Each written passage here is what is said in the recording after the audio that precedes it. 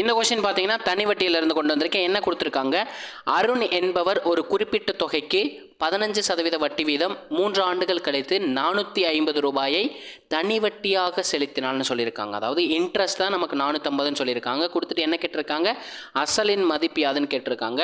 நம்ம ஒருத்தர்கிட்ட இருந்து கடன் வாங்குற தொகையை வந்து நான் அசல்னு எடுத்துக்கிறேன். அதோட நொட்டேஷன் பார்த்தீங்கன்னா பீன் எடுத்துக்கிறேன். ஓகேங்களா, அதை வந்து நான் பீனை டினோட் பண்ணுறேன். அது எவ்வளவு சதவீதம் இருக்குன்னா 100% இருக்குங்க.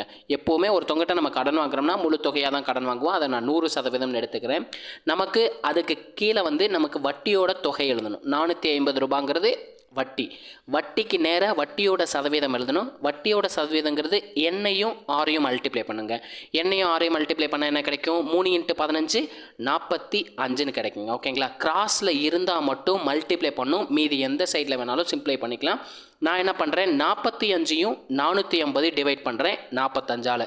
ஒரு 45 45 10 × 45 450. இப்போ பார்த்தீங்கன்னா 100ம் 10ம் கிராஸில் இருக்குது. ஸோ கிராஸில் இருந்தால் மல்டிப்ளை பண்ணணும்னு சொன்னேன்.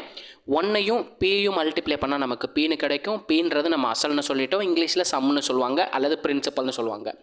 100ஐயும் 10ஐயும் மல்டிப்ளை பண்ணால் என்ன கிடைக்கும், 1000ன்னு கிடைக்கும். ஸோ இந்த கொஸ்டினுக்கான அசல் எவ்வளோன்னு பார்த்தீங்கன்னா 1000 ரூபாய்.